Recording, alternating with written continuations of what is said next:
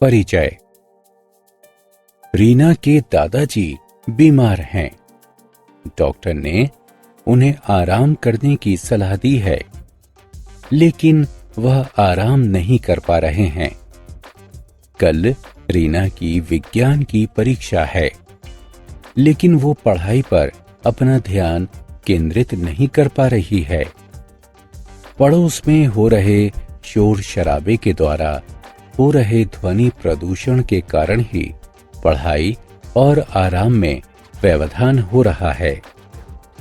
इस अध्याय में आप विभिन्न प्रकार के प्रदूषण और उनके कारणों के बारे में जानेंगे। आओ सीखें।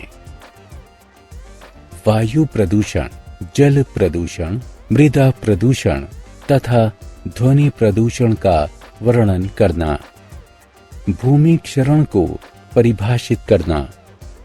चिपको आंदोलन की व्याख्या करना। आसपास के वातावरण को साफ रखने की विधियों की सूची बनाना। वायु प्रदूषण। जीवित रहने के लिए वायु आवश्यक है। वायु में हानिकारक तत्वों की उपस्थिति के कारण वायु प्रदूषण होता है। वाहनों तथा उद्योगों से निकलने वाले धुएं तथा प्लास्टिक को जलाने से वायु प्रदूषण होता है। इसके कारण सांस संबंधी अनेक रोग जैसे अस्थमा तथा दमा आदि हो जाते हैं। हम वायु में वाहनों तथा कारखानों से निकलने वाले धुएं की मात्रा को कम करके वायु प्रदूषण को रोक सकते हैं। जल प्रदूषण। वायु की तरह जल भी हमारे जीवन के लिए महत्वपूर्ण है। जल में हानिकारक तत्वों की उपस्थिति के कारण जल प्रदूषण होता है। घरेलू तथा कारखानों से निकलने वाला मल जल को प्रदूषित करता है। कुछ क्रियाओं जैसे नदियों में कपड़े धोना तथा जानवरों को नहलाना आदि से भी जल प्रदूषित होता है। जल प्रदूषण के कारण डायरिया, पीलिया तथा टाइफाइड आदि रोग हो सकते हैं। हम जल में कचरे के मिलने को रोककर जल प्रदूषण को कम कर सकते हैं। मृदा प्रदूषण। मृदा में हानिकारक तत्वों के मिलने से मृदा प्रदूषण होता है। कारखानों का कचरा, उर्वरक तथा कीटनाशक आदि मृदा को प्रदूषित करते हैं। मृदा प्रदूषण से भूमि की उर्वरता घट जाती है। हम उर्वरकों तथा कीटनाशकों के प्रयोग को कम करके मृदा प्रदूषण को रोक सकते हैं। ध्वनि प्रदूषण। अवांछनीय ध्वनियों द्वारा हमारे वातावरण को दूषित करना ध्वनि प्रदूषण कहलाता है।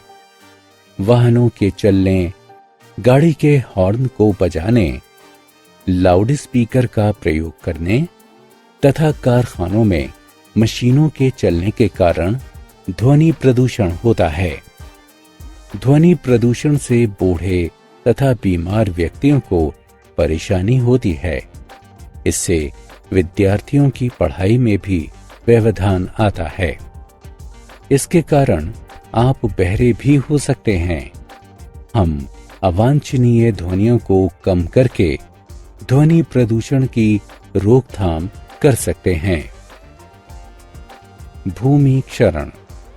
जल तथा वायु के द्वारा मिट्टी का हटना या एक स्थान से दूसरे स्थान तक स्थानांतरित होना भूमि क्षरण कहलाता है। पेड़ों की जड़ें मिट्टी को जकड़े रहती हैं, जिससे भूमि क्षरण की रोकथाम होती है। पेड़ों को काटने से भूमि क्षरण में वृद्धि होती है। हम अधिक संख्या में पेड़ पौधों को लगाकर भूमि क्षरण को रोक सकते हैं। चिपको आंदोलन।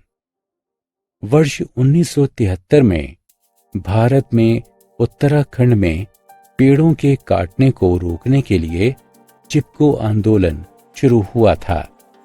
इसे चिपको आंदोलन इसलिए कहा गया क्योंकि इस आंदोलन के दौरान लकड़ी काटने वालों से पेड़ों की रक्षा करने के लिए गांव के लोग पेड़ों से चिपक गए थे। आसपास की स्वच्छता। हमें स्वस्थ रहने के लिए अपने आसपास को साफ सुथरा रखना चाहिए। हमें कचरे को कूड़ेदान में डालना चाहिए। कॉलोनी की नालियों का पानी बाहर निकलने नहीं देना चाहिए। अपने आसपास के पार्कों का रखरखाव करना चाहिए। प्लास्टिक का प्रयोग कम से कम करना चाहिए। अपने आसपास पेड़ों को लगाना चाहिए। हमने क्या चर्चा की? वायु में उपस्थित हानिकारक तत्वों के कारण वायु प्रदूषण होता है। जल में उपस्थित हानिकारक तत्वों के कारण जल प्रदूषण होता है। मृदा में उपस्थित हानिकारक तत्वों के कारण मृदा प्रदूषण होता है। अवांछनीय ध्वनियों के लगातार उत्पन्न होने से ध्वनि प्रदूषण होता है। जल तथा वायु के द्वारा मिट्टी का हटना या एक स्थान से दूसरे स्थान तक स्थानांतरित होना भूमि क्षरण कहलाता है।